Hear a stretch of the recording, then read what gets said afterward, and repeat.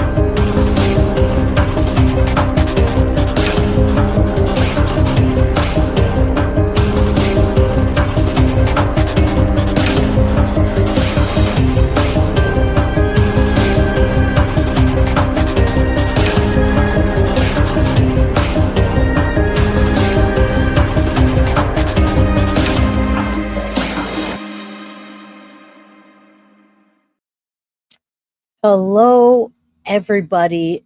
What's up? I'm Jay with Guilty of Crime, and we're back, guys. Happy Thursday. Good to see everyone. Come on in. Notice that I'm locked up in a cell today. That's strategically, my friends. Parents lock their autistic 11-year-old son in a feces-covered jail cell inside of their beautiful home in Nevada, guys. This is not again yet. It's not an easy case. However, I'm so glad to not be discussing politics and the state of our nation. So I want to expose these parents, and I got to tell you guys, I'm not going to spoil it, but you will not believe that their sentence. I'm not going to tell you like I normally do at the beginning of the show. I'm going to give you bits and pieces. I'm going to show you the body cam. You're going to hear these triggering screams or yells or words coming out of this boy's mouth. And let me tell you, it wasn't just him that they were torturing. However, I wanted to bring this to the forefront due to all the missing children that go missing and disappear that are autistic. How does that keep happening? Well, let me tell you, that's why this case needs to have a second and third look, because you know what? It does sound like another said parent crime. It does sound like a possible, this is what happened to Sebastian when the parents were too upset or battling over or couldn't handle. Maybe he was getting aggressive in their minds. I don't know. I'm just making those suppositions up because we don't know what happened to Sebastian Rogers. We don't know where Summer Wells is. We don't know where a lot of children that are believed to, or parents claim that they're autistic, what exactly happened. All right. So today, yes, please take note in your mind. This is a mental note. If you just roll in here and you didn't hear me, that's okay. If you know about this case and you know what the sentencing is or was, please don't spoil it for anybody today. All right. Marissa, good to see you. Gen X, good to see you. I know you're probably in the bushes. Much love to you. Barbie G, all love. Tracy, it's unfortunate they don't have more programs or resources to help these parents because it seems a lot of them are overwhelmed, and that I'll have to agree on with you. All right. I have to agree on that. However, these parents, in my opinion, are not they. And when I show you the beautiful house they were in and the capable parenting that could have happened, it didn't. It didn't. And this went on, as long as they know, for 6 years of this autistic child being locked in a cage in their beautiful home. All right. Good to see you, Crime Time Watcher, Chumba, Shelly, Rachel, Connie, Mama Sage, Clark, Lily Paul. Good to see you guys. Come on in. Hit that like button. Subscribe if you haven't. Get a membership if you can. I dropped the goal today. If you have the means to get a membership, gift a membership, super chat, super sticker, all that goes back to the channel. All right. Thank you guys. Come on in. Amber, good to see you.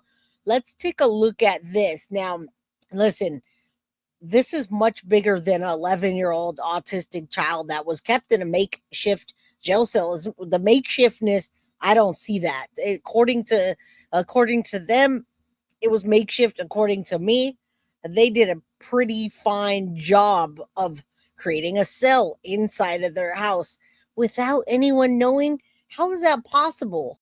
Well, in the way that they got caught is the only good thing about this case. All right, Chris, good to see you. A certain level of humanity parents are responsible for. And look at these people. You look at these people here and you say, okay, Misty and Jeffrey Scanlan are the parents, but look at that beautiful home they have below. And we're going to watch the body cam. We're going to see the inside of this beautiful home, which, by the way, it's in Nevada. So you can afford a brand new house, a McMansion, for not that much. Here, you can't get a house like that. But normally, when you see a situation like this, there are people that are underfunded, don't have the means, their house is trash, it's filthy, multiple kids. That is not this case, which is wild that they took such good care of themselves, but not their children. Right now, it's not only the one. Connie Branch, thank you for being a member for 3 months, although I know that it was probably much longer. Good to see you. Big hugs to you, Miss Odin, MM Clark, Pearl, good to see you.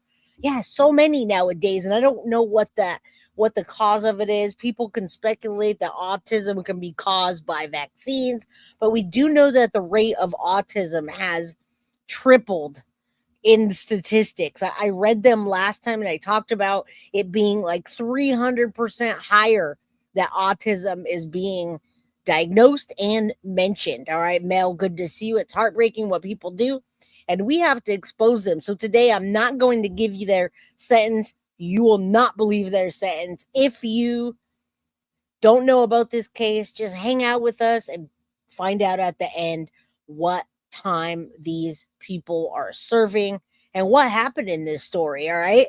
Again, it's not just for this child, it's for the other children in the house and all the other children that go missing and are autistic, supposedly. All right. Eugenia, good to see you. Shout out for making a live. Mama Sage, absolutely. Roberta, yes.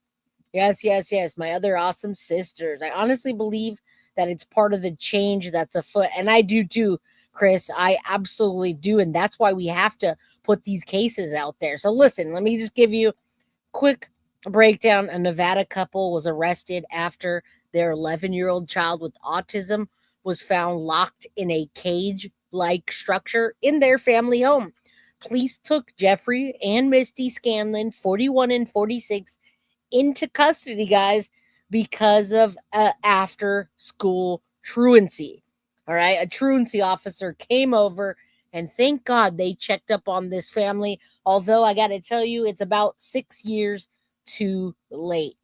And now listen, there was a welfare check over the other couple's 4 children being absent for longer than a week, which thank God, guys, big hugs, big shout out to those welfare workers, the department workers, because normally they don't do anything. They check and then they walk away. All right. This time they didn't. And these are biological children, my friend. Biological parents, biological children. Although I can't see a difference just in my eyes, but I do know that people will adopt for financial gain or maybe not adopt, but be foster parents.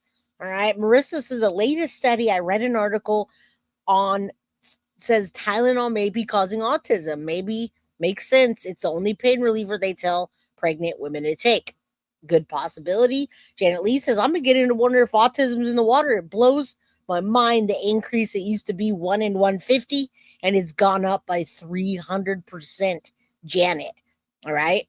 I'm getting to that, Patricia. There are 4 children in the house and they're all being abused. I'll tell you that right now. I can remember when I lived in WV, they be at your house the next day, Sarah says.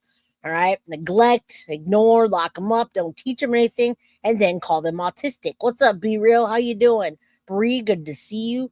Shirley McCarrick. All right. We're watching the body cam. We're getting into this today. We're hanging out. we're taking a break from the current events to focus on the current events of the state of children that are being abused so that you can see something, say something, and do something. All right, now listen. This was April 23rd. Now this was in 2024, guys. That way we can get through this case. I can fast forward and tell you what the outcome was. Officers from Henderson Police Department and Clark County School District Police Department conducted a welfare check at their home in Wigwam and North Green Valley Parks in Henderson, Nevada, guys, following their truancy of the 11-year-old autistic child.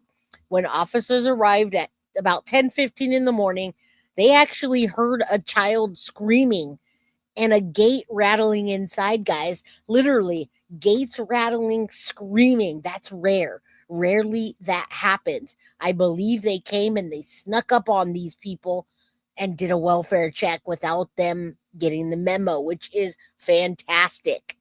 Allie Callie, good to see you. Shout out. Thank you. All right. You guys got to hang in there to find out what happened to these parents and what did they do to this child and the rest of the children. All right. So listen, they heard shaking and screaming for 40 minutes before that nasty monster Jeffrey answered the door. He told officers his children were sick and allowed them to enter, where they discovered the son locked inside a metal enclosure resembling a jail cell, guys. Worse than the jail cell that you see behind me. Now, this particular boy was diagnosed with severe autism. All right. Autism spectrum disorder, was wearing only a diaper, and the enclosure's floor and walls were smeared with feces, human feces, his feces, and the other children that they locked up in the cage. The rest of the house was in extreme disarray and it reeked of human waste. All right, guys, I haven't even got this far. I haven't got to the article. Yeah, they need to sneak up. Absolutely, because this time they did. Yeah, Sherry, good to see you. Hello. Thank you. Do me a favor, smash that like button, guys. Get yourself a membership. Give some memberships. It's all good. All right, we're all here for the same cause, to get those monsters out there, to help the children, to bring these cases to light, and to get in the algorithm so more people can see it. All right, now listen. Inside the home, police also found 2 bedrooms outfitted with exterior locks on the outside of the door that can only be opened if you're on the outside. Now, Jeffrey, the monster that answered the door, told officers that the structure had been in the house for 6 years, and he told them right away that it was there to contain his autistic child. Why in the world would you tell them that, and what would be your reason for that? What is up, P&O? Shout out to you. You guys, if you don't know who P&O is, go check him out. I showed you his content, tagged you in it. Shout out to that guy. We love P&O's content. Go over there and subscribe to him and enjoy his content. All right. Awesome. Good. Big shout out to you. All right. Mom Shack Hair. How you doing? Good to see you. All right. Now listen, this guy doesn't deny it. All right. He tells the officer that his autistic 11-year-old son is big and strong and prone to aggression. All right, you remember Sebastian Rogers and hearing that about him, that he got a little bit aggressive sometimes, the autism, maybe, a few bad things. Now, this is what I'm hearing again. They're saying he's aggressive and he's big and he's strong and they can't handle him. All right, now Misty, 46-year-old momster, said she cleaned both the enclosure and the bedrooms weekly, just like the other couple that we watched 2 days ago, the House of Horrors with 13 children, that told you that they clean every single day. Not likely. All right. It had been a while, according to police. Now, the couple's 3 other children were placed in temporary protective custody, and the 11-year-old was taken to the hospital for evaluation. All right, I'm not going to give you the legal consequences yet, because we're going to go ahead and watch the body cam and get into the case. Crime Time Watcher, thank you for being a member for 1 month. I appreciate you. And yes, much love to P&O, guys. make sure you subscribe to his stuff. Awesome content and awesome conversations. I've been catching P&O on live streams, and I love what they talk about. All right.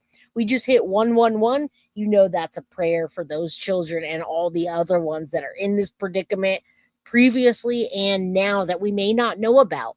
All right. Shirley, good to see. My daughter that adopted was born on, oh my goodness, not good. Prayers. I hope that she's much better now. All right. I hope she's in a much better predicament and has had the help that she needs. Barbie G, shout out to you. Thank you so much for the $1.99 support that goes back to the channel. All right. Absolutely, they do, but not in this case, my friends. Not in this case. All right. All right. Let's get into the article and then we'll start seeing all of what I'm talking about. You guys could just imagine. I'm going to show you. All right, listen, 11-year-old Nevada boy with autism kept in a metal cage. Parents charged originally with child abuse. All right, the boy's school contacted police requesting a truancy issue. So we already talked about being locked, what happened. Cops go in there, see the metal enclosure. They lie, say it's clean, no such thing. Feces smeared everywhere, and not just in the rattling cage, but in the house. All right, in the house all over. They had feces on the walls and the floor, and they have this 11-year-old shaking the cage wearing a nothing but a dirty diaper. Now, special victim units detective arrived to conduct an investigation and walk through the home.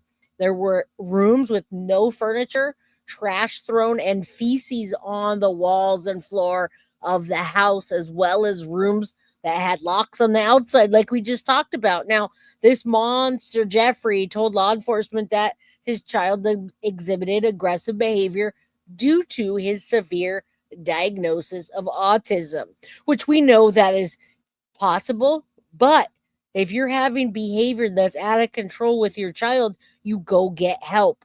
All right. Court records show the Scanlans posted bond. And that's what pisses me off is that they got arrested and then they posted bond and got right out. But I haven't even told you what the repercussions are for the case just yet. All right. What's up, Psychic Amelia? How you doing? Victoria says, I miss the 70s. I bet you do. I was not born until 1979, my friends. So I miss the 80s and 90s, but particularly I particularly miss the 90s, all right? Now, check this out. Here's some paperwork directly from police and the courts. And check out this beautiful house and then we'll get into the body cam, my friends. Clark County School District Police visited this home right here on Tuesday to check in on one of the children who hadn't been to school for over a week. They say after officers knocked on the door for about 40 minutes, one of the suspects finally opened it, revealing what officials call deplorable living conditions. From the outside, this house may look like any other in the seemingly quiet Henderson neighborhood. Now, that doesn't look like any other in my neighborhood. If you have a house like that out here in San Jose, then you're sitting on about $8 million right there. To me, that's a beautiful house on the outside. Bree, love being here. Thank you so much for supporting Guilty of Crime. I appreciate it, guys. It's all going to go back. Me too. Allie Callie, 1979. Barbie G, love the 70s. My oldest son was born in 1978. Much love to you guys. Much, much love. All right. Psychic Amelia, you do that. Go cook, listen, chill out, relax. And let's take our mind off of everything in the world and try to focus on helping these children and thinking what we can do. All right. Dragon Lady, I love talking to you. My husband's uncle lives in California and your cost of living is crazy. You know, I was going to buy some French fries the other day, literally just French fries, and it was $9.50 for a thing of French fries. I said, no, thank you. And I made my own French fries. All right. Overly housed crazy people, right? Yeah, man. I'm out here in Silicon Valley, in the middle of Silicon Valley. You know what Silicon Valley is? Well, if you don't know, look it up. Silicon Valley is expensive. I can get myself just a McDonald's meal and it's $20. All right. Not that I eat that crap, but hey, what's up, Chrissy? How you doing? Shout out to you. Yeah, $9.50 for some fries. A burger is about $13, even at a fast food restaurant around here, right? What's up, Michelle? How you doing, my friend? All right, let's look at the inside of what's going on here. But this police report obtained by Channel 13 paints a clearer picture of what was going inside the home. Pues está medio tenebroso tener gente. It's kind I mean, that's a big, beautiful house to me, right? I mean, look at that. It looks like they got solar on it. They have 4 children and 2 adults. That's a good house for 6 people. They got 3 cars. It looks like they buy themselves a new Yukon. They've got a truck. Those aren't cheap. But I bet you they're spending the money that they got from their autistic son and they're doubling it and tripling it by saying what they say. Be Real, thank you so much, you guys. If you got a membership from Be Real, please thank her. All right, or him, or whoever you are, Be Real.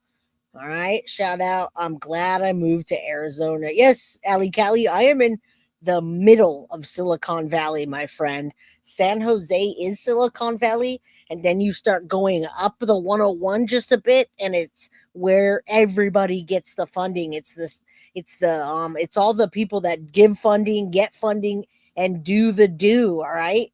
I am in the middle of that, like a house. And what the hell are they doing? Well, stay tuned, Catherine, because you're going to see right now. kind of dark to have people with that mentality here as neighbors. 46-year-old Misty Scanlan and 41-year-old Jeffery Scanlan live in the home on Silverton Drive with their 4 children. I mean, if you see those people, they kind of look like what you would expect those people to look like that do the dirty things, right?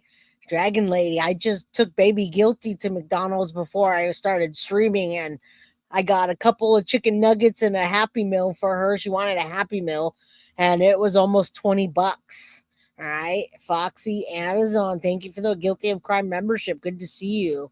All right, shout out. Yeah, there were not 30 immigrants in that house, though. That is a beautiful area in that house, but those people, they look foul. I couldn't have said that better, my friend. Year-old Jeffery Scanlan live in the home on Silverton Drive with their 4 children. According to the arrest report, CCSD police visited the home Tuesday to check on one of the couple's children, who police say had not been to school for roughly a week. At the door, officers say they could hear a child screaming and a gate rattling inside. Both Henderson Police and CCSD officers knocked on the door for over half an hour until the children's father finally opened it. In the report, officers say they saw the suspect's 11-year-old autistic son, who was wearing a diaper, locked inside a makeshift jail cell. I mean, when you see this written on a police report, you're wondering, how did this happen? And then you're wondering, or you're thinking to yourself, I know I am, these people better do at least 10 years for this kind of crime, locking this kid up for 6 years and abusing the other children. Surely, if one of the mods can help you in chat to get a gifted membership, that would be awesome. If you don't have the means, or if you don't have a way to gift it, you can throw me a super chat and I'll gift the membership for you. All right. It's all love around here. All love. I mean, look at that, guys. This is a police report, a large enclosure in the living room. Did they not have people come over? How do you have a giant jail in the middle of your living room right when you walk in, and this kid's screaming and yelling? Like, how did nobody else notice that? That was covered in feces in the living room. The Scallans' 3 other children were also home. A neighbor I spoke with was shocked to learn what was happening in his community. Ni tengo espacio en mi cabeza. I don't have space in my head to think about how you can do that. In an interview with police, the suspect said the metal enclosure had been inside of the home for roughly 6 years. The Scallans say they would lock their 11-year-old son inside when his, quote, behavior got out of control. The report says Misty and her 2 older children were cleaned the enclosure, but stopped cleaning it about 3 weeks ago because they were getting extremely busy.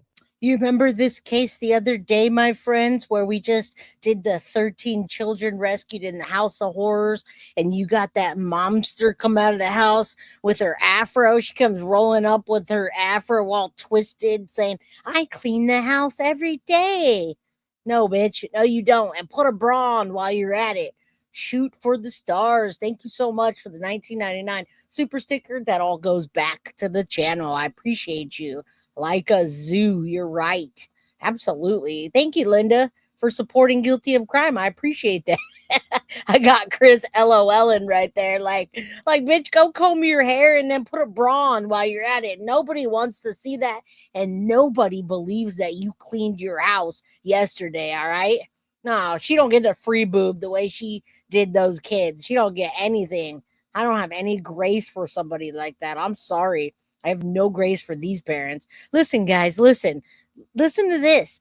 When asked about the feces, this piece of garbage Jeffrey tells him, I will put her hands down into her diaper in order to grab feces if her diaper has not been changed. And then she says Jeffrey advises the dad that they will sometimes duct tape the top of her shirt over her diaper so that she can't reach into there while she's locked in the bedroom. And you guys heard that right. Not only did they have this autistic child shaking the gate and yelling, but they have these other children locked in the room from the outside, digging in their butthole in a dirty diaper. Yes. And instead of letting them dig in their butt in a dirty diaper, they put a piece of duct tape over a shirt so they can't dig in their butt. Come on, man. What are you doing? Yeah, I can't even. I mean, like, how do you even, like, what? I don't even get that. The lady with the afro was 2 days ago. The House of Horrors found 13 children in the house. All right. Dirty, emaciated. And guess what? This lady with the afro walks up and all braless. I just cleaned my house yesterday. I clean my house every day. Well, guess what? That's what this momster said as well. I clean the house once a week and there's shit all over the walls. That ain't, no. That ain't even, that's not even true. Get out of here. According to police, the couple's daughter also had autism and locked her in her room. The couple were arrested and booked into the Henderson Detention Center on one count of child abuse and neglect. They have since posted bail. Channel 13 went to the home on Thursday. One of the suspect's parents was there, but refused to speak with us. We'll try to know. The 11-year-old was taken to the hospital to be checked by a doctor. The 3 other siblings were placed in the care of another family member. Now, the couple will be back in court on May 14th.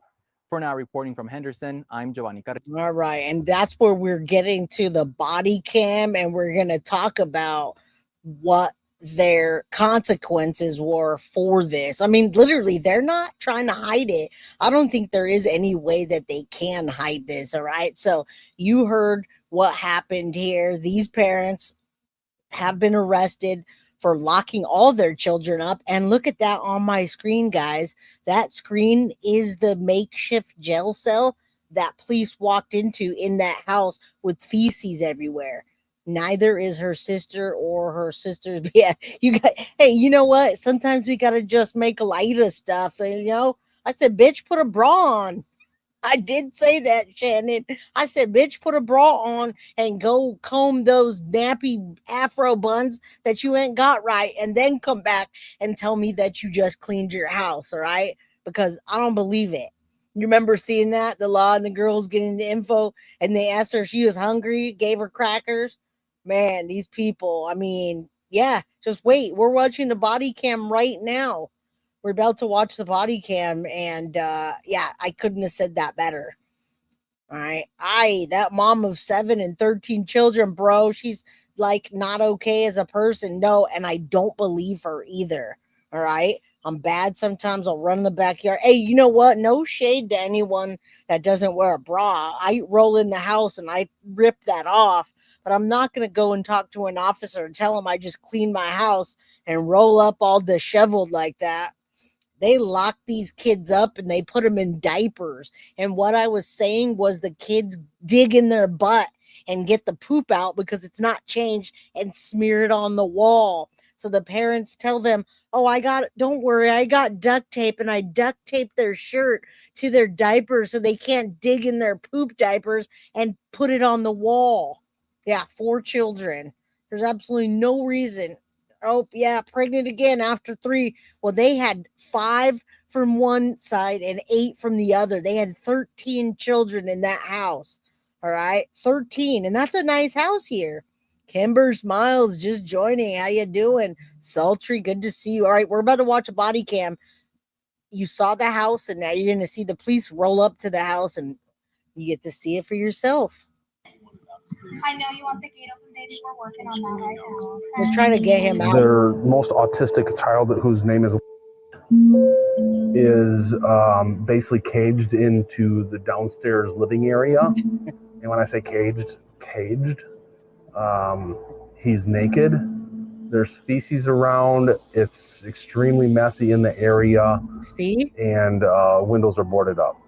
It's just before noon in Henderson, Nevada, a city just outside of Los Angeles. I mean, you guys know Henderson, Nevada. It's a lot of, right? It's a lot of dirt and there's a lot of dead areas, but you can see this area doesn't have houses with boarded windows, but they do.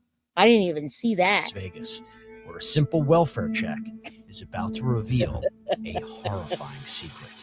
Jeffrey, sorry to wake you up, bud. What time did you go to bed? 2, 3. This morning? Yeah. Okay, so it's not horrible. You got some sleep. Yeah. Even though the kids might have kept you awake some. Yeah. So I'm just here because they asked me to be here. Okay. Based on the situation, the kids haven't been in school. One of them is being homeschooled for the number of days that they haven't been in school. Yeah. So they got a few questions based on what they need to do as a school representative for truancy. Okay. All right. Does that make sense? Yeah. It sounds like you got some challenges here at the house. Your wife and you have different, schedules to. He's like, challenges? What challenges?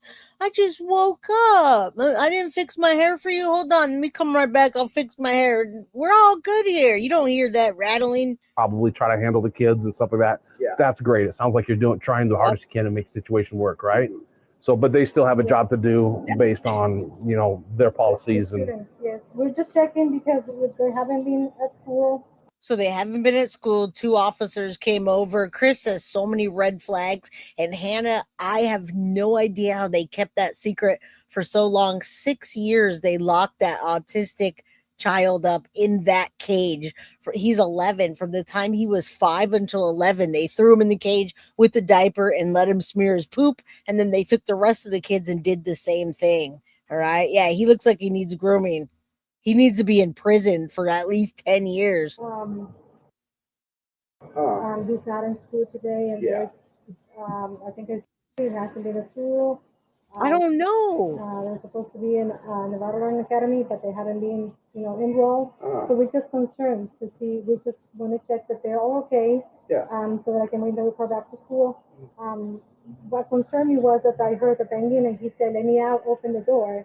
He thought it was police. He's like, "Police, let me out." So, but then when I asked if he's okay, he stayed quiet. So I just want to make sure that I can see that he's okay. Oh, yeah, he's okay. a kid like that, it makes sense that they would say, "Let me out." Police identify the man seen here as 41-year-old Jeffery Scanlan, a father of 4 who eventually. If you want to call him a father, but you know what's going to piss you guys off the most is what these people are doing now. What their sentence is, all right? It's going to piss you off. I got to tell you. Yeah, don't duct tape your kids' diapers to themselves, all right? We're going to watch. We're going to watch and learn. Answered the door after a school truancy officer came to the family's home over some of the kids' repeated absences. But after initially knocking several times with no answer, the school official called police when they say they heard screaming and banging from inside the home. Because I'm sure you have, like child kind of like. Yeah. Do you mind if I come in? Yeah. Oh my God, look at him. Big kid. I can come in? Yes. Okay. He's half Samoan, so he's a big kid. Oh, yeah. Now remember, I'm going to stop for a second, let you watch, but remember, there's always some kind of victim blaming from the parents when there's an autistic child and they get in trouble for abusing them. They always put it off on the kid, right? And that's what he's doing now. He's telling him he's a big kid. He's aggressive. We can't let him out. We don't know what to do. He's become more aggressive. Remember this for the next case that we watch. When somebody's autistic child goes missing or they get abused, watch how quick the parents go to victim blame. All right. Nothing about this is that child's fault. A fecal transplant is the only non-nasty poo related thing. My goodness. I think they made a ton of money. Probably got some meat to them. Oh, yeah. Once inside, police catch an alarming sight. A metal cage-like structure built right into the living room with an 11-year-old child trapped inside. But that's not all. Officers reportedly observed feces smeared on the floors and walls, along with piles of trash scattered around the room. Everywhere. Jeffrey is quick to offer up an explanation. Of course. So, Hey, buddy. we had to do this because it keeps him from kicking holes everywhere in the house. Does he have like, he doesn't hit his head on the walls or anything like that? No. Okay. How about Look the at other his children eyes. then that are supposed to be in school? Yeah, they're upstairs. Are you able to get them down here? Yeah. Hey, Sarge. The officers check to make sure the other kids are alive and well before another investigator arrives with more questions about the See, I mean, when you look at the house from this view, guys, it doesn't look terrible. I don't see anything out of the sorts. I don't, you see the family pictures. It looks like maybe this guy hunts. You can see some heads on the wall from hunting and whatnot. But these guys got so bold that they build this cage right into the middle of the living room. And the only neighbor that they actually interviewed, didn't even speak English. So I don't even know exactly what he said. All right. So I have no idea. I have a feeling that he just keeps to himself, right? They keep to themselves. And how do people not know? Yeah, he definitely looks strung out, be real. Absolutely. child in the enclosure. Yeah. Is this set up for him? Yeah. He's like, He's that's part what- Samoan. Yeah, half Samoan kids. He's Very strong. He just turned 11, but he's super strong. Yeah, I mean, he's ripped off cabinets, kicked holes. His room upstairs, he kicked a hole all the way through into my bedroom. victim blaming. Victim blaming, guys. Okay. So to keep him from destroying the house, we try to keep him in here. He doesn't know how to unlock. No. Wow. Well, on this one, we had to tie this up, and then on the other door, we have a key lock. You got to tie it up and lock them in there, guys. When your children are getting too big and they get upset like that, you just lock it in and then throw a zip tie over it. And if that doesn't work, grab yourself a piece of duct tape. I mean, he's not even denying it, guys. He's literally not denying it. How did this go on for 6 years? Yes, they live in a house with poop on the walls and the floor. Nacho knows. Poor baby. Absolutely. He probably smells worse than the house does. Thank you for the super chat. Okay. So, because I mean, some of them are very observant.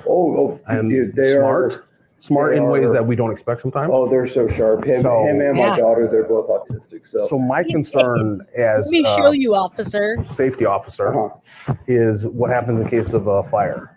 Oh, that can be cut right there. It's just tied up, so that door opens right up. Now, are any of you guys from that area in Nevada, Henderson, Nevada? If you see these people out in the wild, don't approach them. All right. And I got to tell you, you guys are going to be pissed when you hear what their sentence is, what their fine, what? And the other one has a lock. So he could open it and yank it? Hey, Bob. No, it's just tied up right now. It's just tied up. Right. But I mean, technically, it opens right up. Okay. Yeah, they were concerned about that when they installed it. Yeah. And that's what we're looking for is the safety of the situation. Did you want to go up and get the kids? So we can... Jeffrey explains he has 2 children living with autism, but keeps only the older 11-year-old boy behind bars due to his strength and alleged destructive tendencies. Seconds later, the father of 4 offers up an explanation for the kids' absences. I'm not going to tell you yet. They've been sick for about the last couple of days. We're good. She doesn't need to come all the way down. Or do you have questions? Or okay. Yeah, they've had the flu for about all of last week. It started with him, and they were throwing up, and she caught it, he caught it, whole house got it. Okay. Me, so. Okay. Yeah. And they all got the flu, guys. They're sick. Okay. So communications, communication is huge. All right. All right. So no matter what, call the school. Because I've even had like casinos call us to check on employees. Okay. Casinos, adults, check on their adults. Yeah. Because the adults didn't call in sick or this or that, and it's been 2 days. So we even have, big corporations. I love how spicy you guys are tonight. You guys be as spicy as you want in chat towards these parents, because I promise you're going to be pissed at the end of this episode. All right. See it for me, says, I understand your thoughts on this case. The bigger problem is there's not a lot of help when it comes to autistic child once they become over a couple years. And yes, but here's the thing. I understand not having help, and I want to talk about the resources that there are. But doing this, just locking somebody, and I mean, you can lock somebody in a cage and at least clean it if you're going to do that. But yes, I understand that it's a larger problem. And I know that because it keeps happening and they keep blaming the children. Montana Mystic, you made it. All right, I'm going to look at the nasty carpet right now. Melissa Johnson and Montana Mystic, welcome. Don't forget to hit the like button, guys. Calling on adults, employees to make sure they're okay. Okay. So big thing is communication. Call the school, say, hey, she's not feeling well, stomach flu. Okay. Be out for 1 day, maybe 5 days or whatever. Same with whatever other children. So that way they have an understanding of what's taking place. Jeffrey tells police the family has been sick with the flu, but that doesn't get him off the hook so easily. Yeah, when we were knocking, we're like, well, maybe they both share a car and go to work together or something, So. Yeah, I was. Oh my God. Didn't know if it was just right, pounding or not. Yeah. And so his speech isn't very good right now, right? Yeah, it's not. Speech isn't good, which means he's kind of verbal. Yes, Linda, yes. Let's get the judge to put diapers on them, duct tape it, and then give him the most spiciest Indian food that we can find. We can get Thai food. We can get Indian food. We can get some spicy sushi. Feed those people spicy food, put diapers, and then wrap it with duct tape and let them just go to town. Oh, what's up, Michelle? Good to see you, my friend. Okay. When he was first born, I mean, he didn't actually start talking until he was about 4 or 5 years old. Okay. We thought he was just going to be nonverbal for his whole life. Yeah. But, he's been going to school, and basically all his verbal skills are basically just what he wants and then what he copies and hears off of the phone. Yeah. Yeah. Yeah, because I tried to communicate with him through the window, through the plywood, just to make sure he was good. I'm like, hey, are you okay? Everything good? Because he was boom, boom, boom, boom. Yeah. And of course, the way it sounds because of his size, I mean, it sounded horrible. Yeah. But I was like, well, he's not screaming like he's in pain or anything like that. Yeah. So I was like, hey, I don't see any cause to be concerned in that aspect because he's yelling. Yeah. Because, some kids on the spectrum, that's what they do. Yeah. I was just like, as long as he's, if he's, using his head like some of them do, as long as he has a helmet or something like that, But, and I totally get that. And I never would shame anybody for having a child that becomes out of control. But these people not only did that to their autistic child for the last 6 years, kept him in a cage, but their other 3 children that weren't autistic. Why do that? Why not just try to turn them over to the state and say, I can't do this, or find some help? I mean, we are adults, right? We're supposed to communicate, make the phone calls, and do our job. Remember, they're in Nevada, not California. Taxes, government interference, less assistant at all levels. Yeah, neglect is never the answer. Never let them sit in their own feces and smear it on the wall. Yeah, it doesn't look like he's got any injuries or anything like that, so that's good. Yeah, we've had to, all this plywood we've got to Oh my God. break windows. Yeah, I noticed the one window was broken. Yeah. I mean, that made sense when I seen it. I'm like, Moments later, the officers step outside to Yeah, discuss all of the them? situation. Yeah, find out how long they've been here, Okay. how long the kids have been, how long it's been like this. Okay. Does he know the bureau's coming out? no, I didn't say nothing. Okay.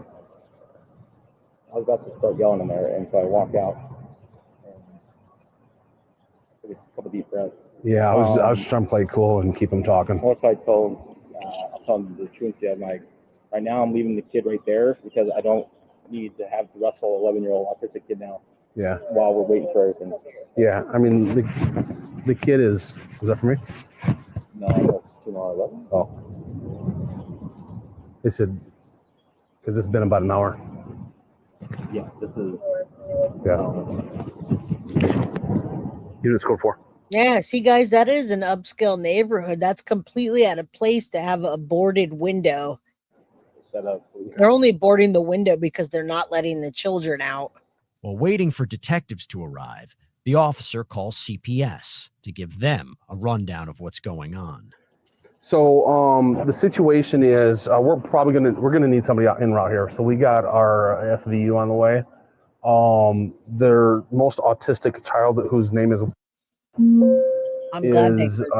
basically caged into the downstairs living area.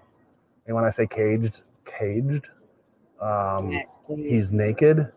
There's feces around. It's extremely messy in the area, and windows are boarded up.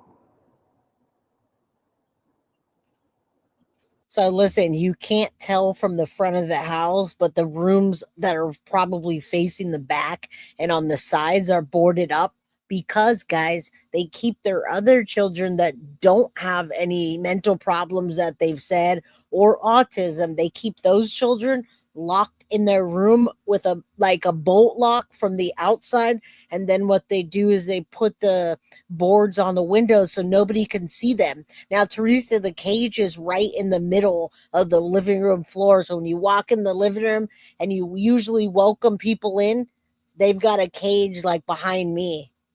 All right. So when our SVU gets here, I don't know what children may need to go with you guys, but this is extremely autistic. Yeah, they're very saying strong young boy, because he tears apart the house. He's teared cupboards off the wall and stuff like that. He's just strong and very destructive as a child. I know. With his level of autism, he doesn't have. I'm surprised he doesn't have a helmet on. They're surprised he doesn't have a helmet. That's how much he's thrashing around. And listen, Dark Willow, you heard exactly what they said. That is why they came in, is because they walked up to the door and the children didn't go to school, but they heard the cage rattling and him yelling, saying, "Help me, help me." It was the child in the front. And yes, thank you, Chris. I believe it's absolutely their income. All right. Montana Misty said, getting my Land Rover winterized because I'm traveling to visit you. Come on, baby. Come to California. You do not need anything winter for California, but you will to get here. So he's not banging his head against things, but like he was pounding on the plywood that's over top of the windows, and it was, you could hear it from the street. I mean, just thuds, thuds, thuds, thuds. But when I was trying to ask him his name and stuff, he couldn't. He's not cognitively able to answer questions. So with that, I mean, he's been out of school for a while, I guess, and I mean, I could understand why in a sense. You'd almost have to have a specialist come into the house and meet with him. They've been sick though too. It looks, I don't see that, it doesn't appear that the kids look sick right now, but there was some sickness going on last week. Now, good point. See it for me, and maybe that's why they didn't get 10 or 15 years for abusing 4 children, because maybe they pled with the officers and said, well, we should have got help. We didn't. You're saying good luck trying to keep disposable pants on. Good luck trying to keep things in order and clean.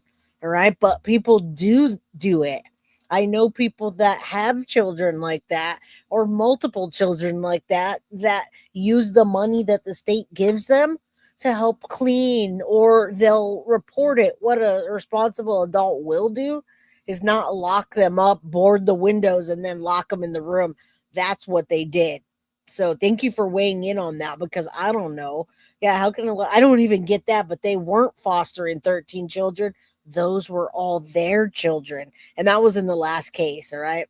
Listen, if it's that bad, he belongs to a facility that will care for him. Otherwise, it's a danger. Absolutely. You got that right, Suzanne. You nailed it.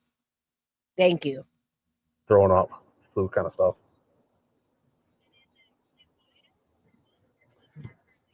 All 4 children are in the home. So all the walls are open, but across the main entrance into the room that he's in, it's like a metal fencing that goes from the floor to the ceiling, like a bar, metal black bars that you would see probably like as a fence to go into the backyard or something like that.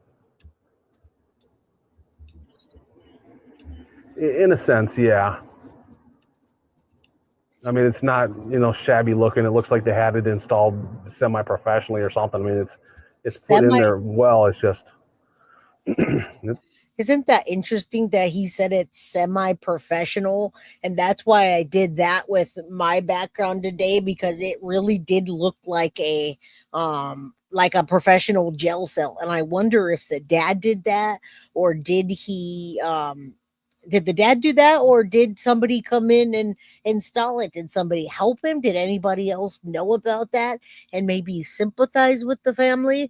Because one time I saw an interview where a guy was making a makeshift jail cell in his garage, and he tried to hire a construction company to come in his house and build a standalone makeshift kind of cell.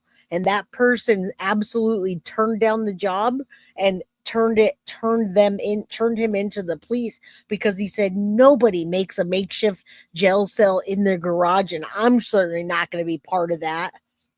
That's the whole thing. It's a professionally semi. You remember that, Chris? That's wild. It's a cage. I didn't see a bed. I see like a couch kind of thing. So he's probably sleeping on the couch. Well, without going in there and testing it, it looks like there's some on the walls and possibly on the floor. It doesn't look like he has direct access to a restroom. We haven't gone into the caged area. SVU, when they get out here, I'm sure they're going to go through that whole thing. Next, the children's mom arrives when officers get a chance to confront her for the first time. Let's see how that goes. Hey, you Misty? Hey, so we got called here. My name is Officer Bovey. We got called here because the Clark County School District truancy officers were tasked to come out here to try to. All right, guys, here rolls up parent number 2. And Hannah, no questions are dumb questions unless you're just messing with me. And I know you're not. So you say, is the question sound stupid?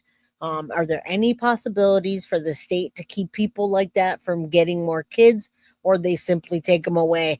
Can I answer that question by saying neither?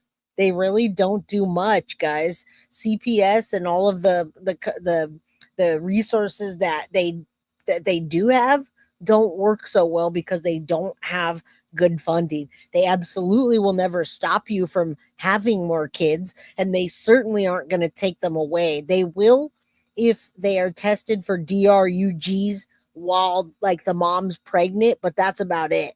All right. And big hug to you, Deb. I know you've been sick. Get some rest, snuggle and cuddle with the poodles, and just hang out. We know you're here. Thank you for being here. Get a smaller house and hire help. Nacho knows.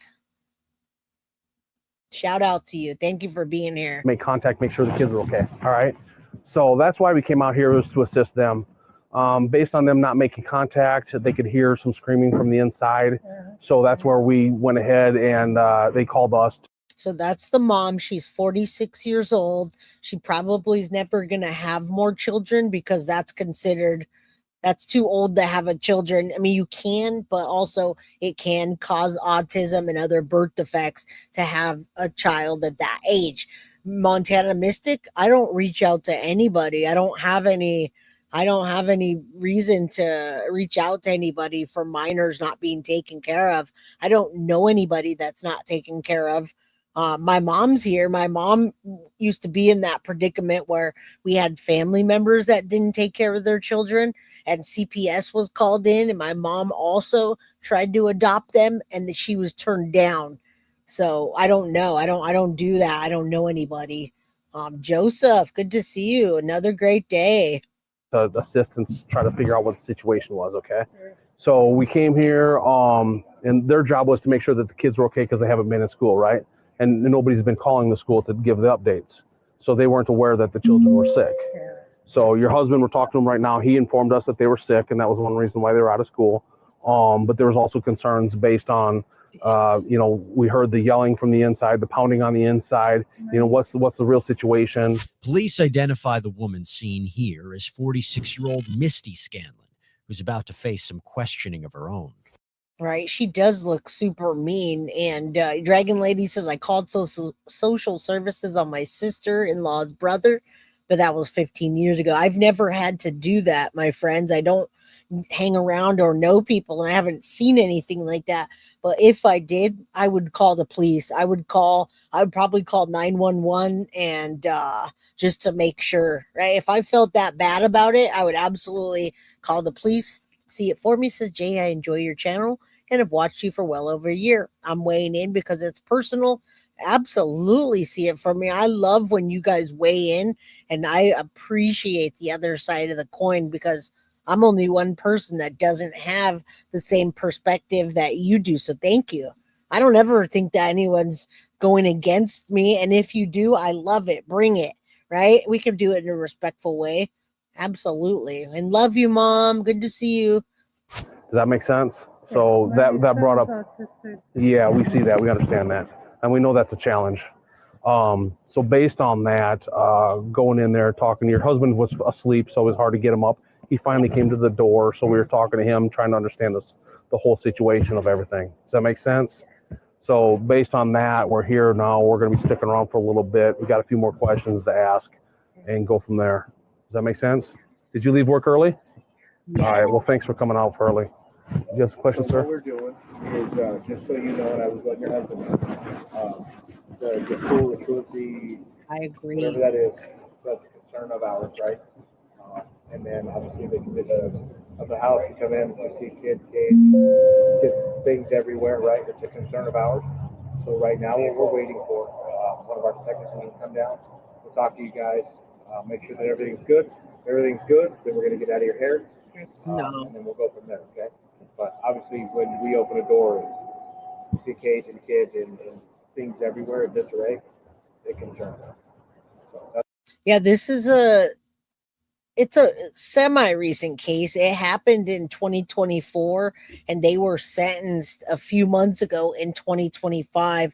And I'm not telling you what their sentence was just yet because I want you to see what happened and hear it before you get really pissed off. Now, in California, they have the same thing everyone else does. CPS that fails everybody, school systems that now need the funding. And if your child is absent or late 1 or 2 days, they definitely call, which is good. But fortunately, I don't know people in real life that have done that. Thank God, right? All right. Sarah says, my niece 7 years ago got all of her 4 girls taken. I keep one of my few months. She wouldn't let me keep her, and the twin sister. Isn't that crazy? Just wait till you see the end of this. we're going to figure out that way you're not like, hey, what are they doing? We're here. We're waiting on the detective. I'll talk to you. We'll do an interview. As soon as the interview's done, we'll figure out where we'll go from there. Does that make sense? Okay. Hey, real quick, no weapons in your purse or in the house or anything like that? Where are they at? There, by the way. Put away where? There might be some In the garage? They're not upstairs or anything? we have some upstairs. Jeez, Were they in the master bedroom? Okay. So the boys share these rooms up here, right? All right. They don't have access to that right now? Okay. Are they in a safe or are they in something that they can't get access to? They're in our room. We always It's in your room? Okay. Your room's locked? I think they have a detective, Catherine, because they had a phone call from the school saying that all the children were missing or not at school for a week. And that's why they came to the house, was to check on the children. And I think they brought a detective, maybe even a detective and a caseworker. So I think that's why. And then they didn't expect to walk up to the door, knock, knock, knock, and hear a kid rattling a cage. Now, if you missed the beginning, guys, these officers, these people, everybody that came to their house was there outside of the door for 40 minutes listening to the child scream and rattle a cage. So you imagine by the time this pig answered the door, these pig people answered the door, and I call them pigs because they're dirty and disgusting and horrible for what they did to their children. They got to the door and they found their son in a cage and the other 3 children locked in their bedrooms from the outside with the windows boarded. That's why. Who knows how many other people they called for backup, because you imagine those people could have been in the house. They could have been in the behind the door unaliving themselves and taking the children's life to get out of it. Who knows? You don't know what people are going to do. All right.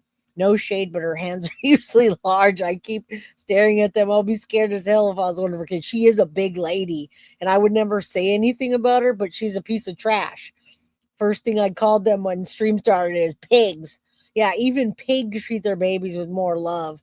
Yes, not to be confused with swine. Thank you, Chris. And shout out to the guilty of crime boyfriend, Chief. Let's try not to get kicked off the island tonight, huh? And if we do, it's okay. Let's stay out of your room for now until the detectives get here. I'm going to let Callahan know not to let everybody go sleep.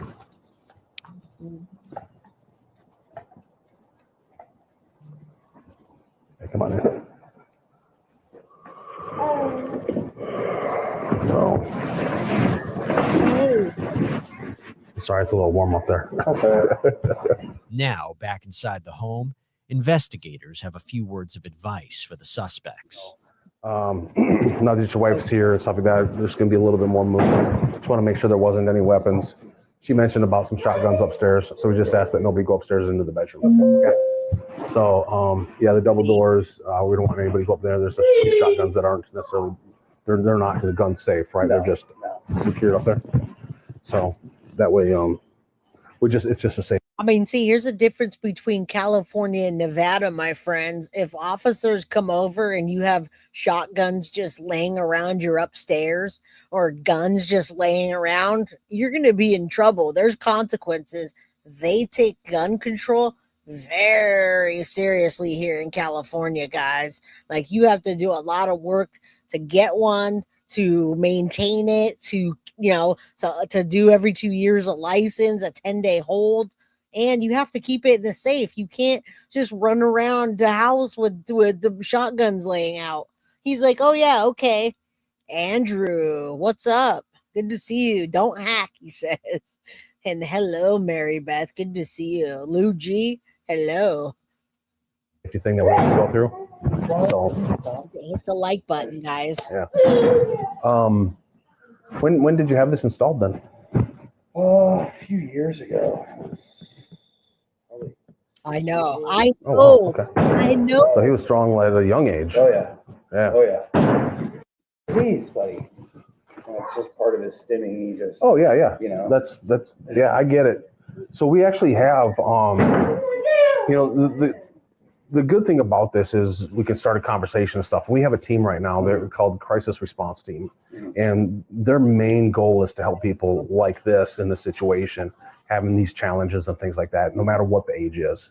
Because they're, from kids all the way up to, 80-year-olds, So when we, and they also help with like suicidal people as well. But they come and help and provide resources.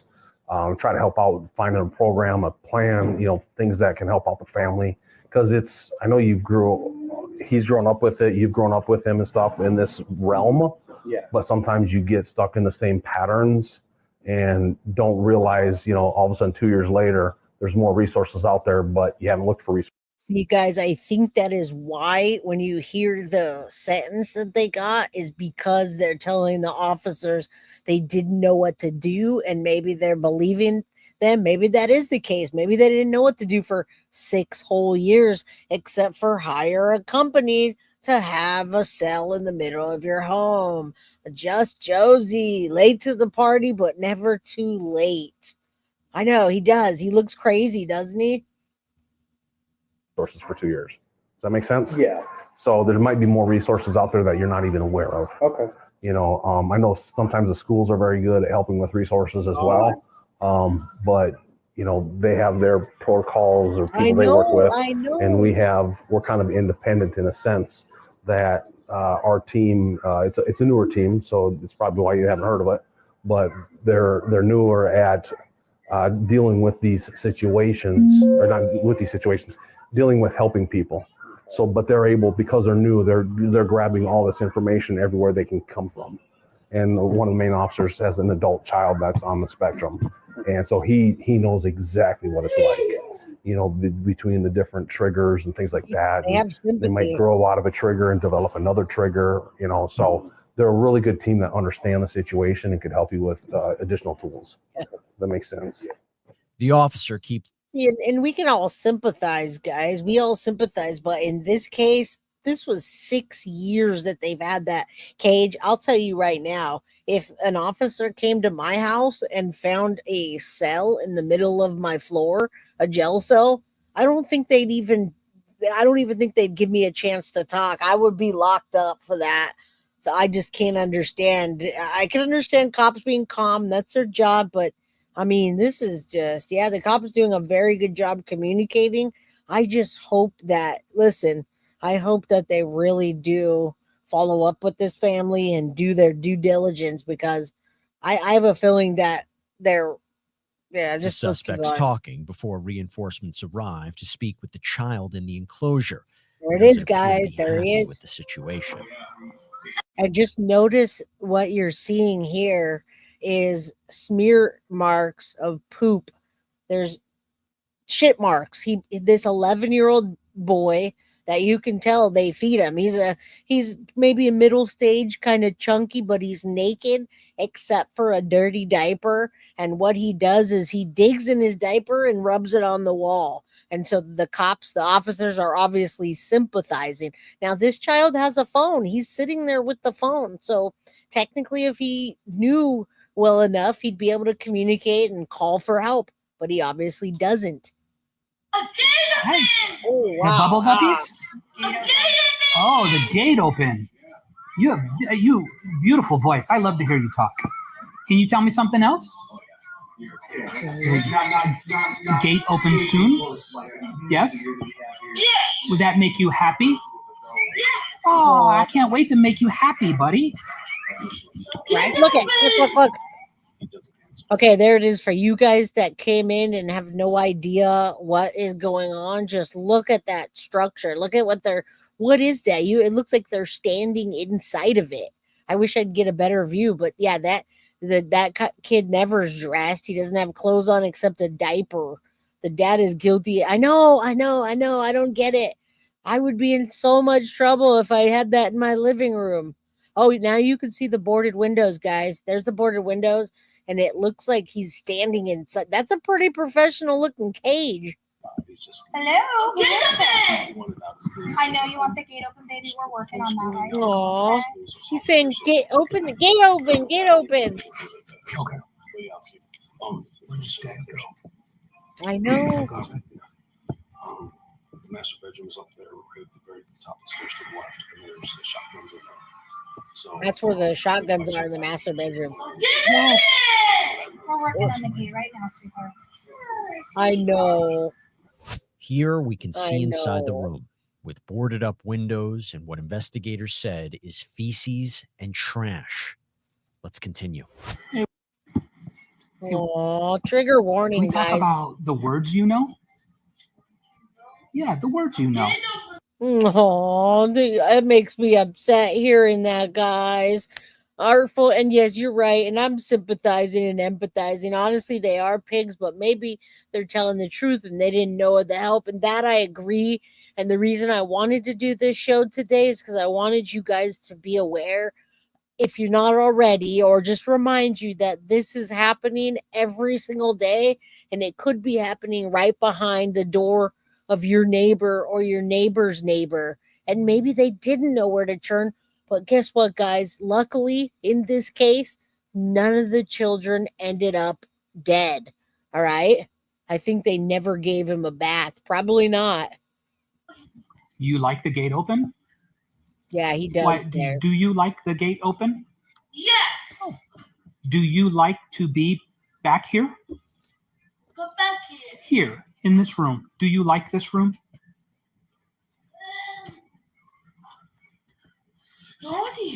Hey, buddy. Do you like this room? Or do you out? Yeah. Oh. Do you want the gate open? Look at the filth back there.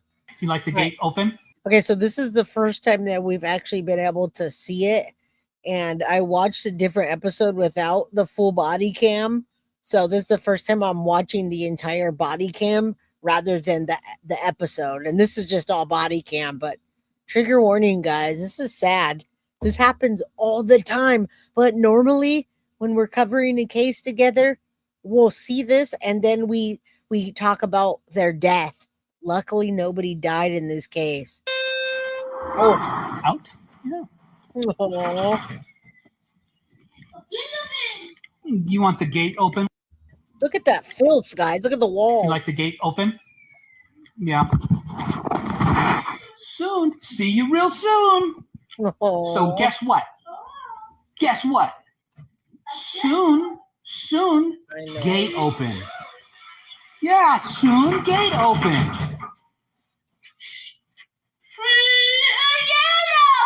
Yeah, soon. Soon enough, emergency services arrive and grant the 11. Oh, yeah. Look at that dirt.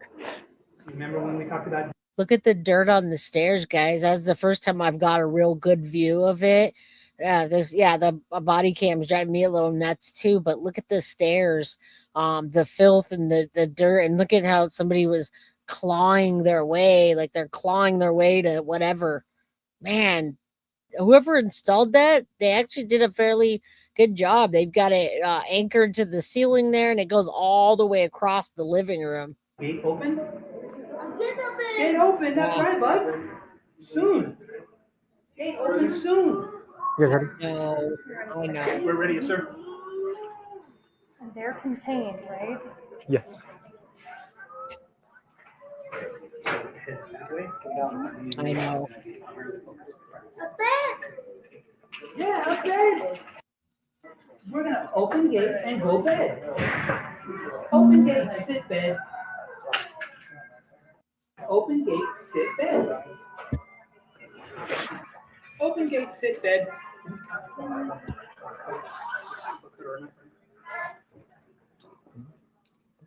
Battery level is low. Wait, hold on, just wait 1 second. Yeah. And that's a serious cage, guys.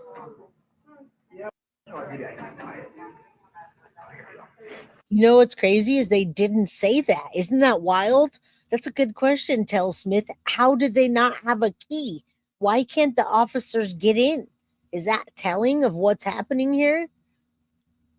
I think he built it himself. Otherwise, someone would have asked what he needed. And maybe he told them, hey, I have an autistic child that breaks in and breaks out. It's a huge cage, guys. It's all the way from the door up, and it's like the entire square footage of the living room. Oh, my God. Is he there? Yes, he's been in there for 6 years. And yes, I did hear them say they hired a professional company. 6 years, guys. Imagine that. And wait until you find out what their sentence was. 6 years equals what? Love you too, Melissa. Big hug to your boys. Kel, you just came in, and what we're talking about today is an autistic 11-year-old boy that was found in a cage. He was trapped in there for 6 years, all right, with feces on the wall and the floors. And the other 3 children in the household were upstairs, locked in their rooms from the outside with poop on the floor and the walls from them. They're all just wearing diapers, guys. Why is everybody wearing diapers? What?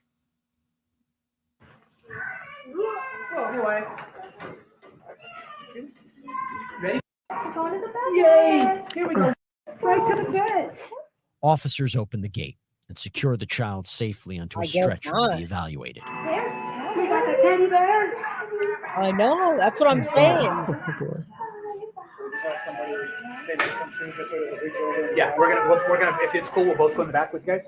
Cool. I know. Yes, the other kid. All right, so just in case you guys missed that, this is a case of child abuse across the board. And although they're doing a bit of victim blaming / telling the truth that it's a bit out of control, there are 4 children in that house being abused. One is the 11-year-old boy inside of the cage, and 3 more are upstairs locked in their room, windows boarded from the outside with poop or feces on the floor and walls. 4 children are being abused. All right, not just 1, not 2, not 3, but 4.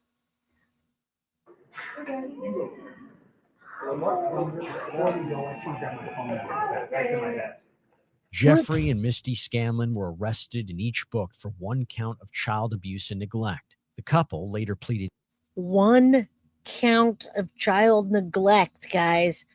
Do you hear that? I'm going to read in the article what happened.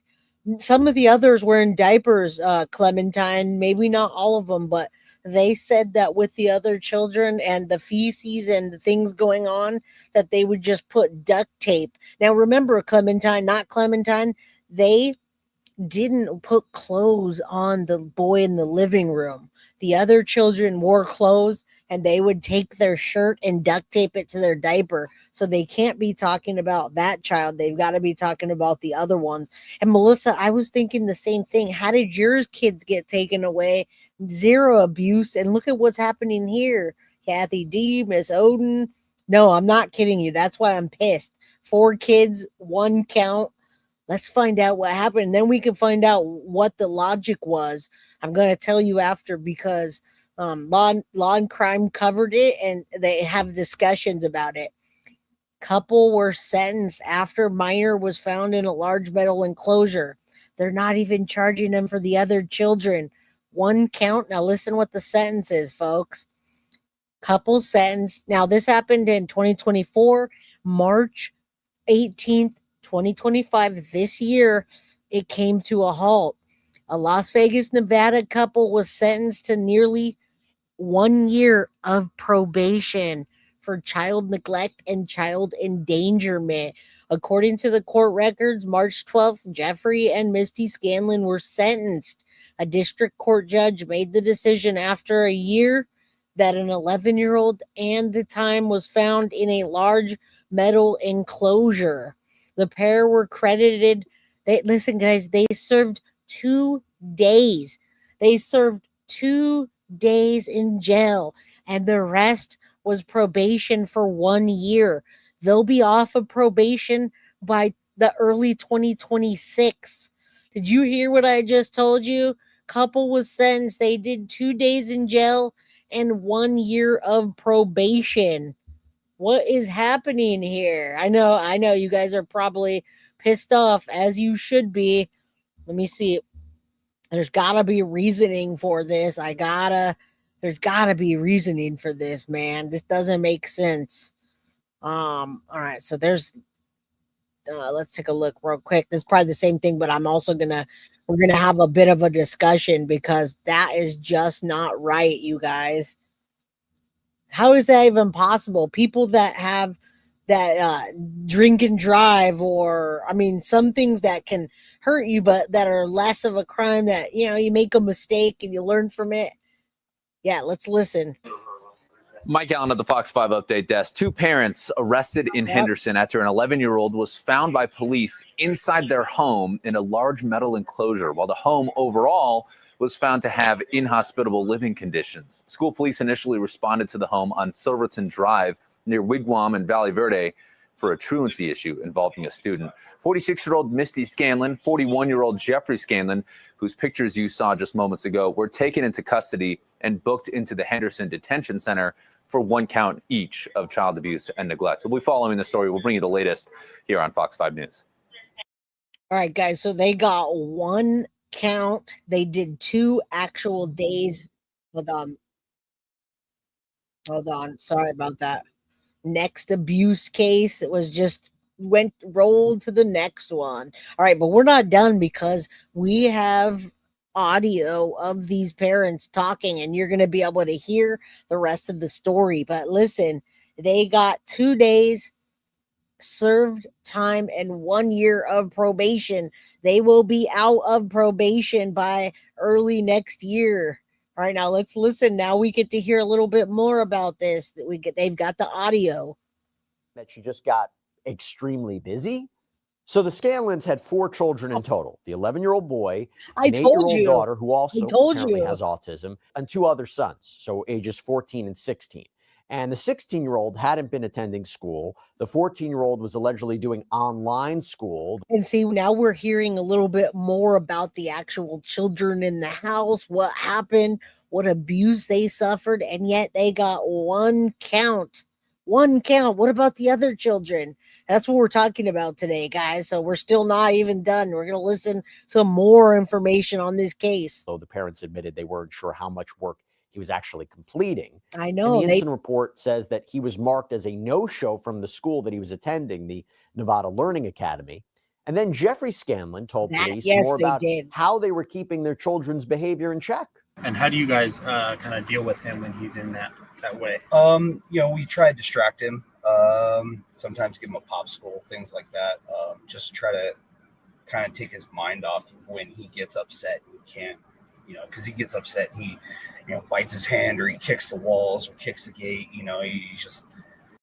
Now try to translate this case, guys, to the other cases that we're going to cover and we continue to cover. For instance, I keep going back to Sebastian Rogers, who was with his mom last seen at Roadhouse. We don't know if he made it home, heard a loud thud, and he disappeared forever with no shoes on.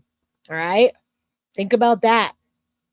Yeah, and we just try to take him out of that, you know, by distracting him or, you know, sometimes eventually just giving him what he wants. Okay.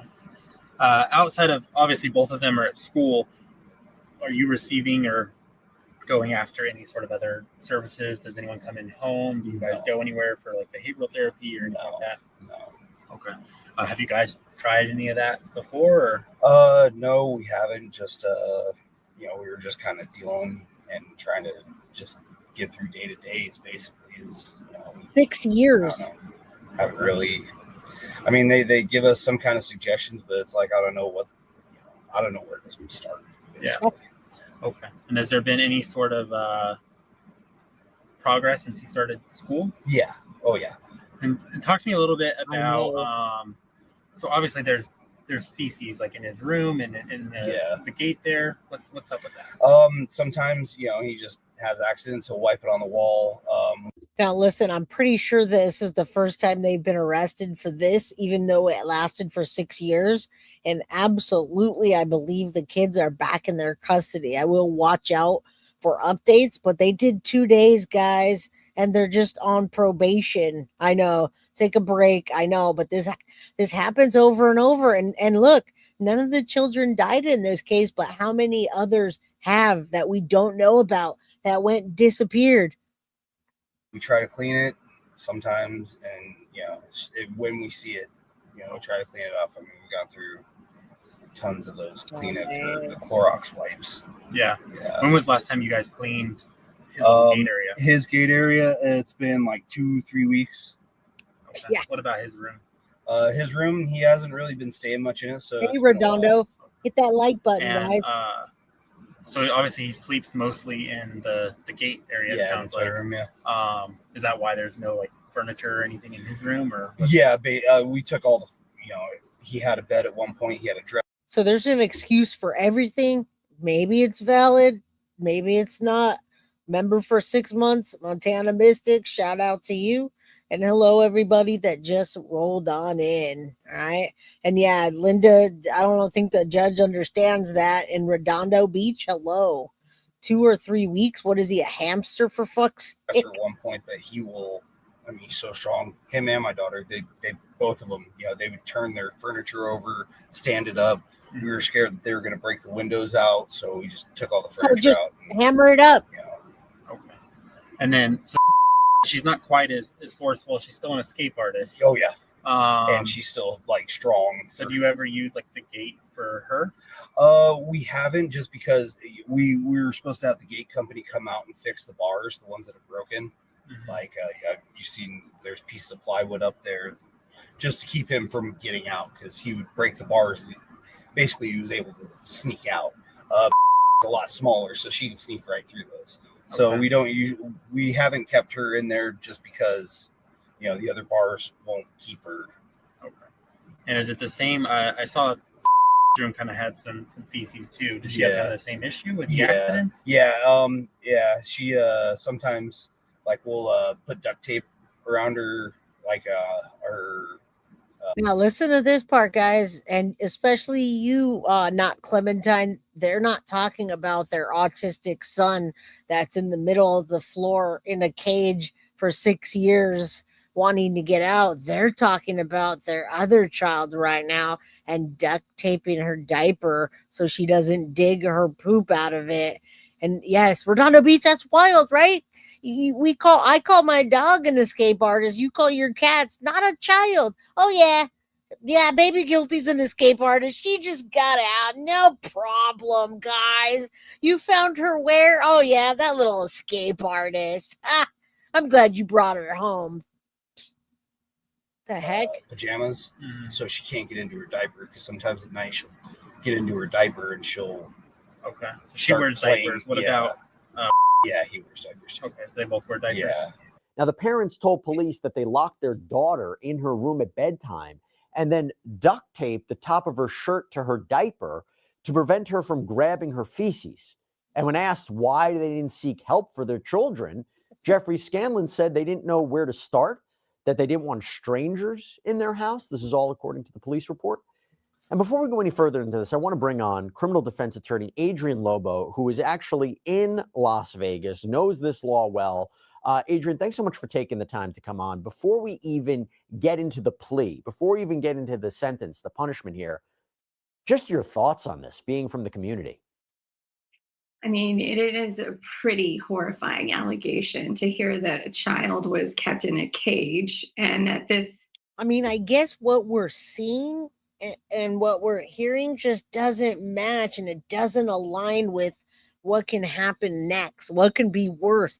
How would you guys feel? How would you feel being locked up like that? And just, I mean, you see he was banging and shaking and saying, I want out, even when the officers were there, right? They one child. I don't know. They thought of that, but I just don't get it. Cage had been in the home for 6 years. It is shocking for sure. And I think very shocking for the community. I can say in the Las Vegas area and the surrounding suburbs, this is a very nice area. I would say upper middle class. And you rarely, if any, hear anything happening over there at all. And I think, from a layman's perspective, you could say, oh my gosh, this looks like a clear-cut case of child abuse or endangerment or neglect. But from a legal standard, when they talk. Now, I can't even imagine, guys. I can't even put up with. I have little tiny baby yapper dogs. You guys know that. I have 3 little yappers, and I put down pee pads by the door. And usually they use pee pads because they're way too small to be just going outside. My dogs. All right, I'm talking about my dogs now. And once one of them takes a dump on the pad, I change it. One dog, one dump, I change it. 2 weeks smeared on the walls and the floor. This isn't normal child behavior. Something's going on in the house. That's another thing, right? I didn't even think of that. What else? Are they doing something other than that to the kids? To Kathy D, what's up, Chief Rocca? Talk about the children being placed in these deplorable living conditions. How does that meet the legal standard under Nevada law of child neglect or abuse or endangerment? Right. And I think it's important to look at this statute, like the deplorable living conditions, right? It's not enough to have a messy home, that would put your child's health and safety in jeopardy. It has to be rising to the level that it's going to cause them some sort of physical illness or mental sort of harm as well. And no, Nana Roggs, the other children were not cared for, but they did not talk about them not being normal per se. But yeah, they were all locked in the rooms too. I don't know why they got what they got, but this case it appears at first glance that that would have been happening. Of course, one thing that's not captured in the police reports is we just have summaries, but we don't have the forensic interviews. The other thing that makes this very challenging too is two of the children, have some sort of communication issues. One, of course, being more severe than the other, which is the young boy not being verbal at all. Exactly. So to say to him or to have some sort of interview, it makes it very challenging and difficult. But one of the most, I think, compelling things is that the child was like screaming or making some sort of sounds, rattling, Now, if you just walked in or you didn't hear me the first time, the officers and everybody that was at the door, whoever came, officers, caseworkers, they stood outside for 40 minutes listening to a banging cage and help me. Now, guys, I don't know why they're so laxed. I don't know why the officers didn't roll into the house and be like, somebody's trapped. So you imagine in 40 minutes what could have happened? And shout out Lynn from Vermont. Much love. Yes, this is in my House of Horror playlist. The gates where he was being enclosed, because he clearly was in a state of not enjoying where he was at. And I would presume that it causes great mental harm, and especially with somebody who has that sort of disposition, to not be able to rationally understand it. By the way, I was looking into Nevada law. The way that I see it is there's as we talk about a felony versus a misdemeanor, and correct me if I'm wrong, a felony would be if a parent willfully causes their child, let's say is less than 18 years of age, to suffer unjustifiable physical pain That's or what mental I'm suffering saying. as a result of abuse or neglect. A misdemeanor is a person who is responsible for the safety or welfare of a child and who permits or allows that child to suffer unjustifiable physical pain or mental suffering as a result of abuse or neglect. So in other words, a felony would be if you willfully do it, whereas a misdemeanor is you're. How did they not get a felony when they willfully paid for or put up an entire jail cell in the living room? It makes me wonder if they drop as a baby. The thing is that it could be genetic. It sounds like they have maybe two kids that are like that, but his son or the 11-year-old's a bit more he's just a bit more non-functioning. I don't know how to categorize that, but what I don't get it. Jay, I had 3 wings of dementia patients. You never mix a lesser cognitive person with a higher functioning. Second, people less than. These parents deprived kids of stimulation. I don't understand this. Just you're creating a situation where it could happen. My understanding the difference there and why it may be important to keep that in mind with respect to this sentence, and we'll get to more of the sentence in a bit, but am I understanding that correctly? That is correct. It is more of the mental element, which is the intent behind the conduct, whether it's intentional or whether it's negligent, is definitely the breaking point between a felony and a misdemeanor. How is it not intentional? When you hear these parents, they put apparently say, or at least the father, I didn't know where to start. I don't know where to get the appropriate services. I don't know how someone could have helped. On one hand, when I first heard this case, I said, that's not a defense. Then again, when I look at we will get more into the sentence and the plea, I'm thinking, is that a legitimate rationale here? Is there something to be said that the state doesn't offer the appropriate services that are easy for people to get? I think this is one case, guys, that you guys are just going to have to be, all of us, heartbroken together because they just didn't.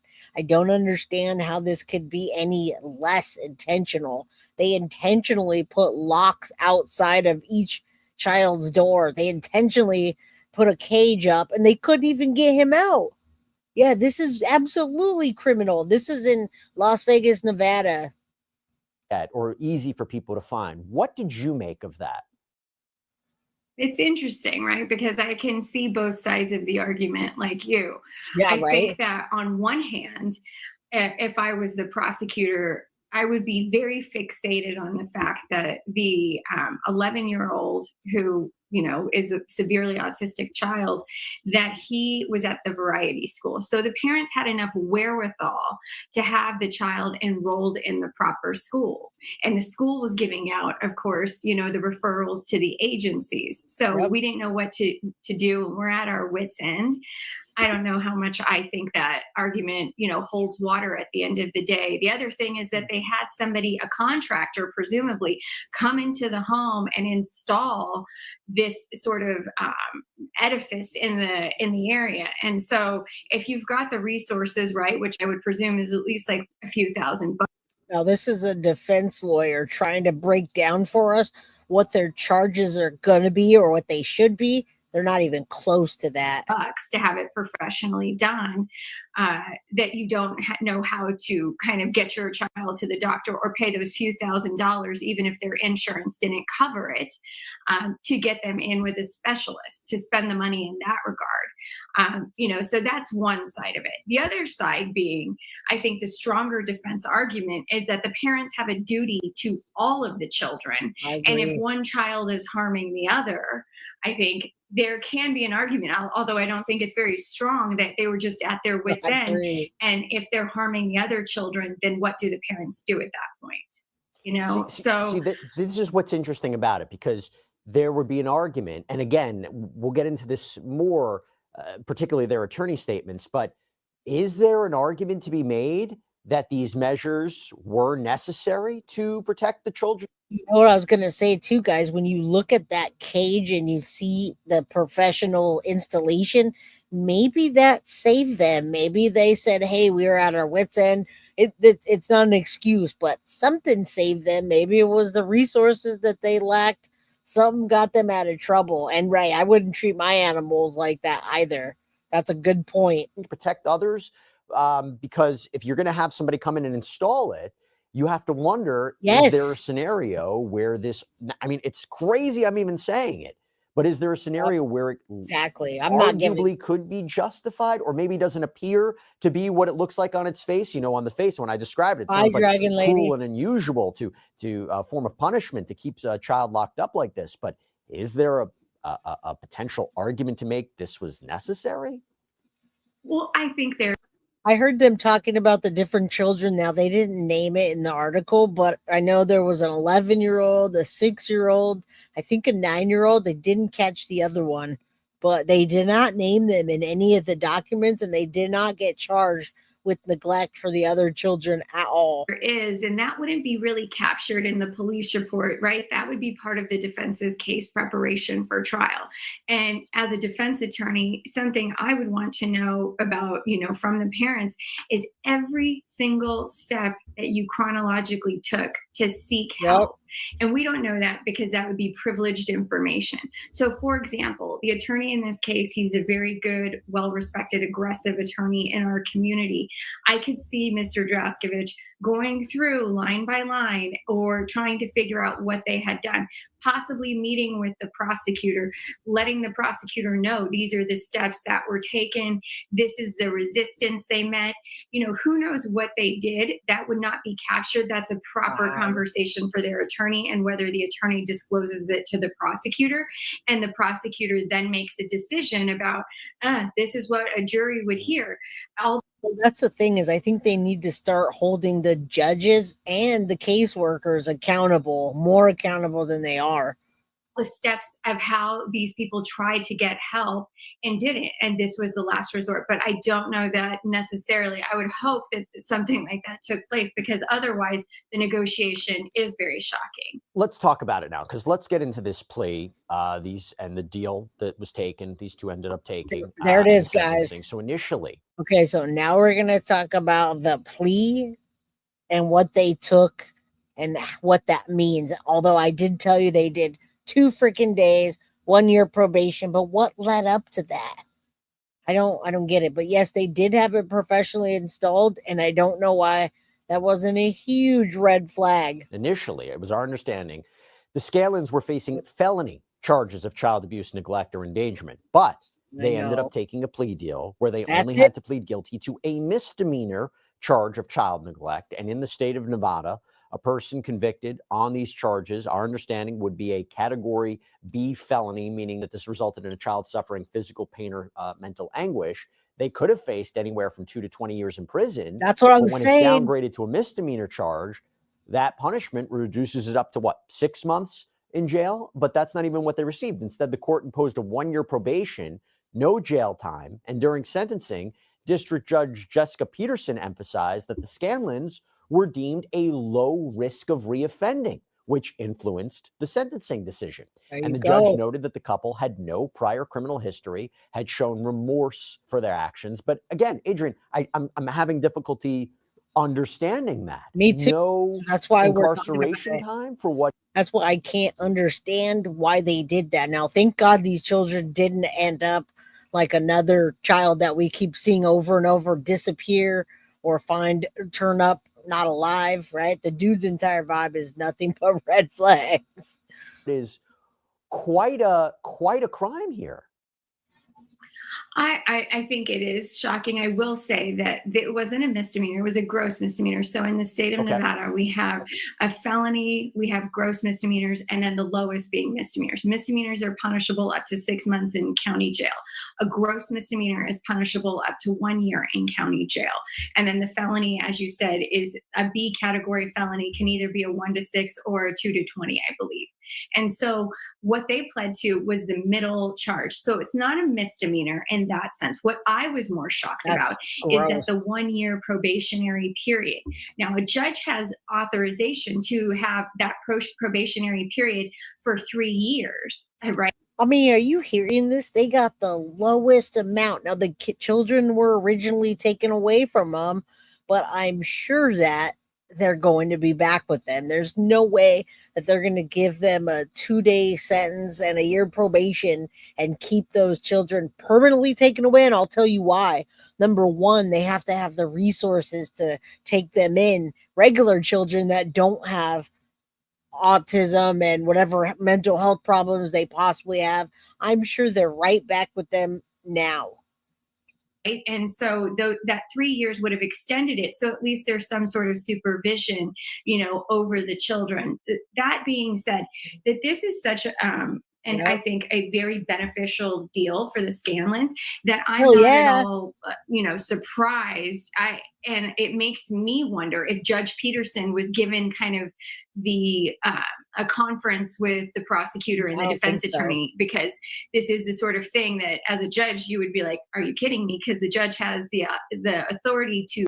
The judge does. And so many times we're looking at judges now, and not for this, but in the case of, like, let's say Emmanuel Haro, he should have never been out to even be able to abuse little Emmanuel, right? His father, I don't remember his name, the Haros, but they're not doing that. I just can't understand the logic of this judge in Nevada. If you will, blow up the negotiation and say, I don't agree with this. I'm sending you to jail for this amount of time. And so if she was apprised of that and understood that, and yes, the low risk to reoffend, you have to come back as anything but high under the statute. So they had to pass a mental evaluation and a psychological examination to determine whether or not they were going to be somebody who is, going to, reoffend in the future. I think a large part is that they were compliant. They had, the child in the right school. And it seems as though, they complied with, all of law enforcement's questions, et cetera. Now, this case didn't reach to a point where people would start talking. This case got to, it was kept quiet quite a bit. It happened. They took the children away. They did 2 days. They let them out. They bonded out. And now they're on probation. So we're not hearing from family members that say, oh, look at this is what happened. We knew about it. We asked them. They said that. None of that. We hear one neighbor and he's speaking Spanish. All right. I think they're going to give the Haros a deal. That's all I've heard thus far. And so that, it does give some credence to it, but it is quite shocking, especially for the 1 year supervision. Does it make you think there would have been a weakness in the prosecution's case? Maybe they could improve. There was that willful element. Do you think that is maybe something to consider here? I think so. I don't know. Yeah, absolutely. Absolutely. Yeah, and what about the cage? We're splitting hairs here, but that's what defense attorneys do, right? It's nuance in the situation. I think that the media, rightly has categorized it as a cage because that's what they see in the body cam footage and whatnot. I will say it's more like they put bars around like a family den area. And I don't think that really is going to. I do think you guys, I think that saved them quite a bit, that they put the bars professional and left the entire living room open. Now, I'm not saying that's right, but I believe that they probably did recognize it as more of a way to keep him inside, to keep him out of danger, and for him not to hurt the other children. There's no other way they could have got a sweet deal like that. Redondo Beaches didn't surprise me at all. The Arrows will get a deal because of the Harrows. Yeah, my husband strangled me, and the police wrote he was the victim. Oh my goodness. I'm sorry, Redondo Beach. That absolutely happens. I fought for 3 years, and finally the district attorney. Oh man, prayers for you. I hope it turns out in your favor. That's not too much to ask, right? Carry, the argument at the end of the day to say that it wasn't willful or it's not that inhumane. The fact is that you put bars up anywhere within the home to enclose a child or any sort of human that deserves basic decency is quite shocking. And what about I think the that other there children? must have been some sort of flaws that we don't necessarily know Yep. about. And as I spoke, it could be that, the defense attorneys went to, Yep. of course, the prosecutors and laid out everything that they had done, or they tried to get the referrals, and they met with whatever resistance, but or sure. it was just to spare the pain, the hardship of a trial, subjecting jurors to seeing feces covered walls, pictures, video, documentation of what this child was going through, maybe the other children were going through. Is it that as well? Hey, if we can avoid a trial at all costs, let's try to do it. Yeah, I think they did. Well, yeah, and I think a prosecutor in this sort of situation has a very delicate job to do. There are 4 children that are in the home. It appears that they're not being abused in the classic sense, like beaten, starved to death, right. Something along those lines. So when CPS is called in, I think it's also important to note that it's not just law enforcement, it's CPS. And so they're not. I think it's a combination of things, Redondo Beach. And the only reason I'm still continuing this, I was going to just watch the body cam. I'm like, we need to have this discussion because it's important to talk about what happened, why, and that this judge did that. Scottish Unicorn. Hello, my friend. Good to see you. Not only going to be subjected to the criminal system, but also to the family court system in tandem. So they're going to have supervision on multiple fronts and have probably already completed by the time this case hit the criminal system. They probably had already dealt with some of the ramifications that were occurring in family court. And so if they're being compliant, that bodes well for them too. Talk to me about this. The Las Vegas Review-Journal reported that the prosecutors, they didn't even argue that these parents were high risk. They could have, right? Going back to your point about what probation should have looked like. They probably didn't because they didn't have a record. That doesn't mean anything, but why didn't they charge why didn't they give them account for the other children? How can the children be back in their, I'm sure they are because they only did 2 days, guys, 2 days and a year probation. I doubt that they have the resources to rehome the children, and the family probably didn't step up. You imagine what damage they've already done. Instead of getting these children help, guys, they just locked them up and let them do grotesque things to the house, to themselves. Who knows what else gross, nasty things were happening between the children. Right? Judge Judy would rip a new one. Scottish Unicorn. It's 1:50 a.m. Why do you think they didn't even argue that? Well, it's not that they get to determine that. So it's a psychologist, right? That the state refers you to, that they get to determine it. And so everybody agrees that the child or the defendants would be evaluated by these people. And then everybody accepts that unless there's a reason to challenge it. So for example, the prosecutor is going to take it at, wait, they're not allowed to argue it. If the parents had come back as high risk to reoffend, which means they would have offended in the first place. Now, if social services took them permanently, they would have to find the resources to rehouse one severely autistic child, according to them, one that's aggressive. He's big, he's strong, and he does damage to the walls, maybe to the other children. And then 3 other children that have been locked inside their rooms doing almost the same thing. So they would have to have the resources for that. Which, hello, good to see you. Yes, go back, rewatch. If you guys just came in here or you're leaving, hit that like button, get us in the algorithm. The prosecutor, pursuant to the guilty plea agreement, would have regained the right to argue, meaning that the prosecutor, if they were high risk, could have argued for additional terms and could have argued for a year in jail. By the way, I have to ask you this. Could CPS have intervened earlier to prevent this? Right. I mean, that's the interesting part. And when you read the police report, CPS is saying that there were no prior contacts.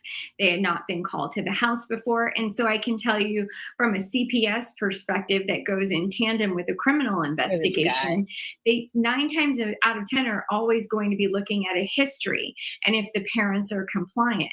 In this case, you've got 2 other children. Yes, they should be in school and attending school, but if they're not being, abused, malnourished, they're not in a position to. So you're allowed to lock your children in the room and duct tape their diapers? What? And we're almost done, guys. I appreciate you guys for hanging in there. We went a little bit over today. I know some of you guys don't care. You're like, keep streaming, Jay. To really pull the other kids out. And they're always going to operate for what the best interests of the child are. I understand that the children went to live with a relative after this had happened and they were, in the relative's custody. There's a process, of course, to get them back home because the courts are going to look at it as though like, we're going to try to give the family services. We're going to make sure they have the tools to be able to manage the children. Don't you think part of this deal should have been to take that professional gate down, right? But the professional gate company didn't report it either. They built it, right? And they couldn't even get them out. Imagine that. With a house like that, you think they could pay to be real? Exactly. But obviously not. And then, go from there.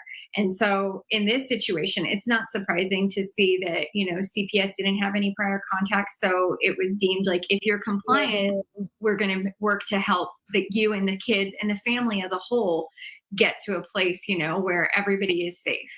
It's interesting you say that. 2 things about it. One, in a statement, Child Protective Services said the parents, quote, chose repeatedly to place their children into potentially dangerous situations and place the 2 children into deplorable living conditions that directly threatened harm to their health. While Jeffrey and Misty both indicated that they were doing what they could with the situation that was in front of them, it was clear based on their statements that Jeffrey and Misty had repeatedly failed to acquire or seek services for assistance with the struggles they experienced with their children. And according to the Las Vegas Review-Journal, their attorney, who we've been talking about, Robert Draskevich, said that he believes this 11-year-old is currently in his client's custody and that the Scanlans did the best. That's why I wanted you guys to stay here until the very end, because I knew it. I knew this case would you guys just to raise awareness of what's happening. Evil was living among the middle-class neighborhood, and I believe it probably still is. They were giving back the children. Did they make them take that gate away or the makeshift cell? Thank you, Montana Mystic. You rule, my friend. They didn't even try to get help. Exactly. They didn't. They spend their money on a freaking professional jail cell. Best they could with the tools at their disposal. Now, we couldn't independently confirm that, but is that true that the parents would have their custody of their children after all this? It could be, very much so. So, for example, I believe that this happened in April of last year. From what I read in just looking at the court docket, it appears that the case did not get to formal charging, if you will, until later in the summertime. And during those months period, even though the criminal case hasn't taken off, the CPS case is happening.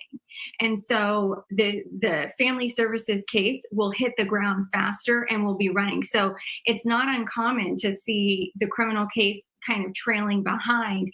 Now listen, you guys, this is probably going to happen again with these parents, all right? So we will definitely watch out for that kind of behavior or another charge to come up. Remember, Emmanuel Haro case, his dad had, what did they say, 16 continuations? He didn't get charged for years, and then they let him out. No explain the reason why. This is other than evil. I agree.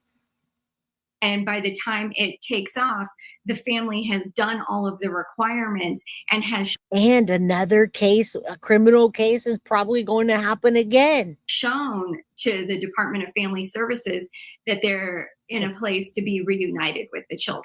Right. So that's why the probation conditions that Judge Peterson said is to further comply with any and all directives by the Department of Family Services, because 9 times out of 10, it wouldn't surprise me if the kids were already back because they had completed. I'm sure they're already back, guys. Whatever requirements the department had ordered. I mean, look, at the very least, we're just wishing them safe resolution, exactly. Their needs are being met. Now, hopefully, that they're safe, because it's a really harrowing situation. And I will tell you, the other defense attorney in this case, Michael Horvath, called this outcome, quote, a fair resolution. And he argued that the enclosure, as we've been talking about, their interpretation, it was not a cage, it was a safety measure. See, I knew it. I freaking knew it. Man, I knew it. They called it a safety measure, and I bet you that the defense completely got away with it. How could you call that a safety measure when they're sitting in feces?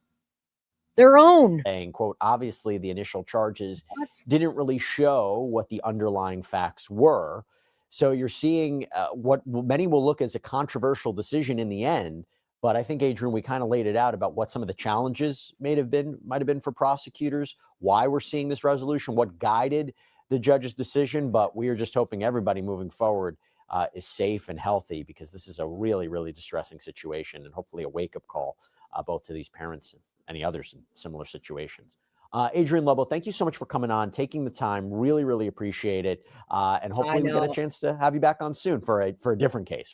All right, guys. Thank you guys for sticking that out. I really needed to have that discussion rather than just watch the body cam. I was like, all right, you guys got to see what the heck. Teresa says, do you think they truly didn't think they were doing something wrong? No, I don't, Teresa. I absolutely think they knew what they were doing was wrong.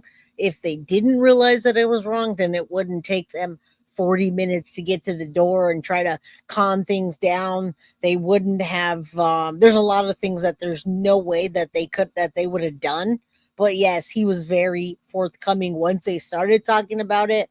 And I believe that instead of taking that money and using it to have help or outside services, they did the wrong thing. Did they know that? I don't think so. Did they only get, they didn't have any prior history and they took whatever they could as a deal? They happened to get a good lawyer probably, and then the prosecution didn't go too hard and the judge was lax. I think that's the problem. It was so safe, everyone would have had one of their own living room, right? We should all get one in our living room. Yeah, that was their defense, guys. So anyway, we've been here for almost 2 hours. Make this case make sense. 11-year-old autistic child was kept in a makeshift jail cell. They don't even talk about the 3 other children that were being abused upstairs and locked in their room. All right. But we do know they weren't going to school for the last week. And so that's what made them come check on the children. All right, guys. Much love. Love you guys. I see some people still just kind of trickling in. Go back, rewatch. Cheapskate, good to see you. She says, hola. Bam. All right. I love you guys. If you're going to go over to Turtle Island tonight, go over to the island, vote for Jay at Guilty of Crime. If we win, which it's going to be a hard one because they've got people on the island that really want that, whatever it is. I'll take the money, donate it to the National Center for Missing and Exploited Children, and give you guys merch if we do win. All right. So good night. Love you. Don't stress out too much. Try to keep us on the island. If not, it's all good. We know who else is going to win. Probably the same people from last year. Cheapskate, yes. You get here when I leave. You're 2 hours late. Come 2 hours earlier and you'll catch me. All right, guys. Love you. Good night. Everyone from the bushes, all that. Peace out. All right. You want a link for the island? Sure. I can do that. Let's it's Dolly Uncensored, and many times they don't put up they don't post their thing early, so sometimes it's hard. Hold on 1 second, guys. I don't just keep that. I didn't even know I was going to be on the island. I don't know why they put me on the island. That's fine. I guess we have a good team here, and they figure, hey, put Jay on the island and her team will fight for her. All right, so here it is. I actually found it. It's upcoming, and they did schedule it, guys. All right, listen. Love you, Mom. Have a good night. I put the link in chat, and then take a look here. All right, they got it up. Turtle Island Season 6 starts in 28 minutes and 10 seconds. All right, that's the link in chat. Go over, watch Dolly Uncensored, and vote for Guilty of Crime. All right, good night, Barbie G, Cheapskate. Go back, rewatch, hit that like button, and share with your community. All right, love you guys, and I'll see you in chat very soon. Mwah. Peace out. Guilty of crime. I want to thank you for watching. If you enjoyed my content, please share this video, like, and subscribe. You can also follow me over at Facebook, Instagram, TikTok, X, or Gmail. If you'd like to donate to my channel, you can use Cash App or Venmo or PayPal. Thank you very much in advance. Guilty of crime. Are you guilty of crime?